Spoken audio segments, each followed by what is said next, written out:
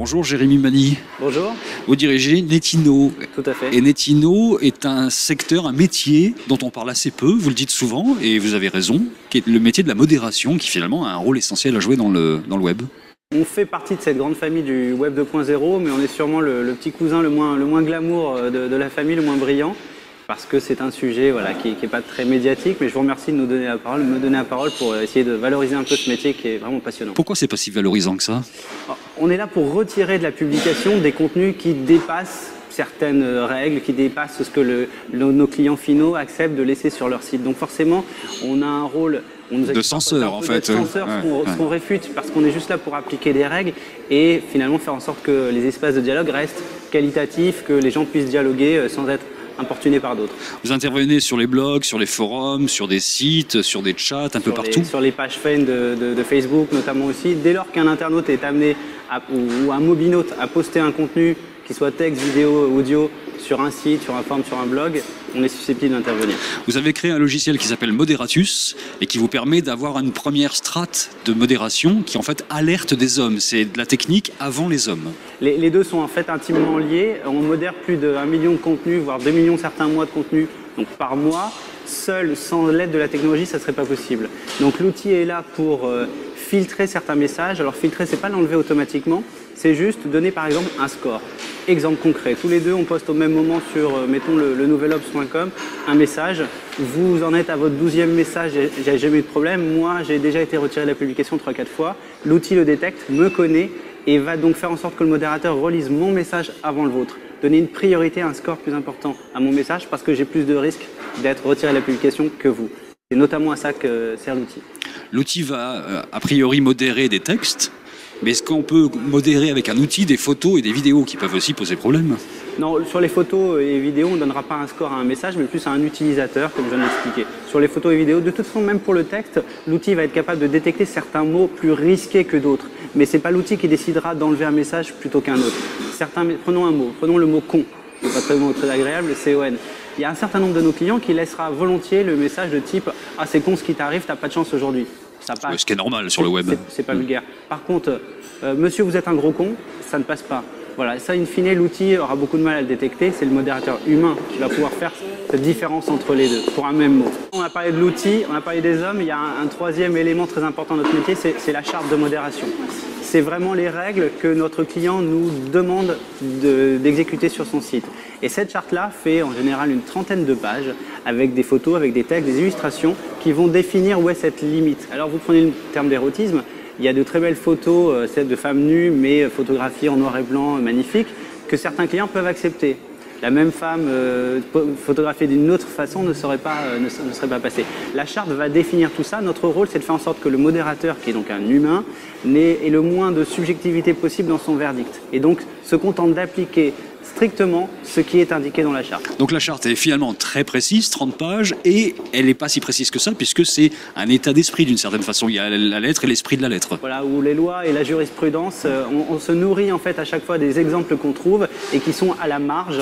Et à chaque fois qu'on a des exemples comme ça, on réenrichit la charte, on resoumet à certains de nos clients certains messages spécifiques en leur disant est-ce que ça passe, que ça passe pas. D'où l'importance, si vous voulez, des strates de modération.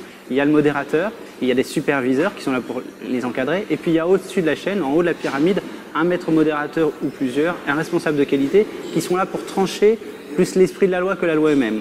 C'est-à-dire que le modérateur a la possibilité de remonter en escalade certains messages plus subtils que les autres, plus compliqués, charge au maître modérateur d'aller trancher ou de contacter directement son interlocuteur chez le client pour décider ce qu'il faut faire. Mais toutes ces personnes sont salariées de Netino ou ce sont des personnes qui peuvent être directement dans l'entreprise, des community managers qui vont utiliser vos outils?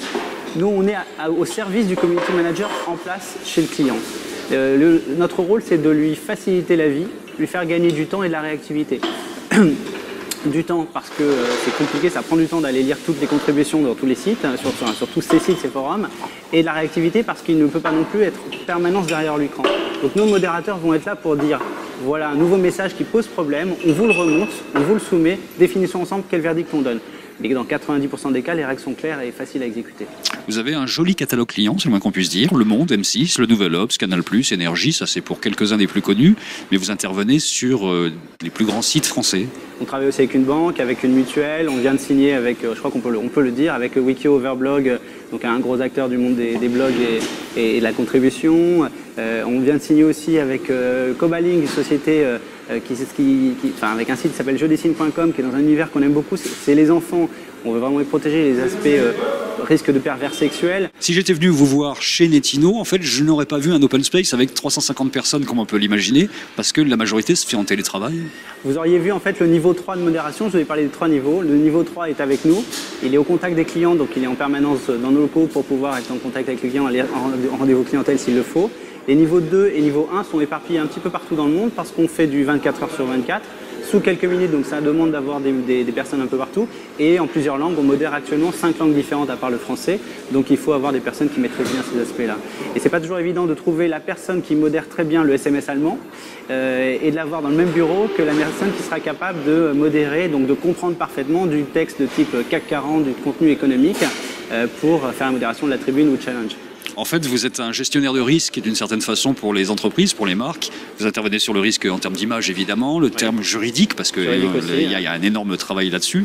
Et puis le risque de perte d'audience, parce que c'est vrai qu'un mauvais commentaire ou des spams à répétition dans les forums sur un site, ça peut amener une perte de trafic. Ça fait, en fait, voilà, on parle de trolls. Quand vous êtes sur un espace pour dialoguer, et c'est le cas de 90 voire 95% des gens, il suffit de 3 à 4% voilà, qui sont là pour ennuyer le monde et qui vont faire fuir les autres, parce que les autres, finalement, on a d'autres espaces de dialogue, on peut très bien les dialoguer ailleurs.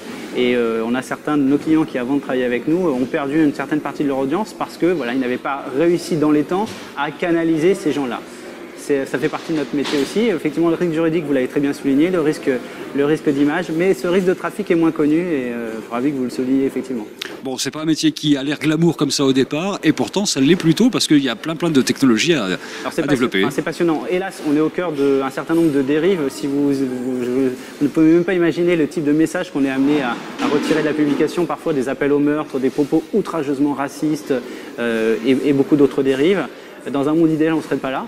Bon, le monde n'est pas idéal, quelque part, heureusement pour nous, ça nous fait travailler. Mais oui, on est au cœur de toutes ces problématiques-là. Quel est le pourcentage en général qu'on modère, par exemple, sur des commentaires de blog ou sur un forum? C'est très varié, ça peut aller de 2, 3, 4% dans une thématique, par exemple, d'enfants, où il y a très peu de choses à modérer, mais il faut quand même vérifier parce que c'est jamais. Il peut y avoir un pervers sexuel, même si la chance est ou le risque plutôt 1 sur 1000, 10 000 ou 100 000, il faut être là. Et sur certains risques, sur certains sites plus polémiques, ça peut monter jusqu'à 30%, on va dire. Au-delà, c'est qu'il y a un réel problème dans la communauté. Merci Jérémy Mani. Je vous en prie, merci de nous avoir donné la parole.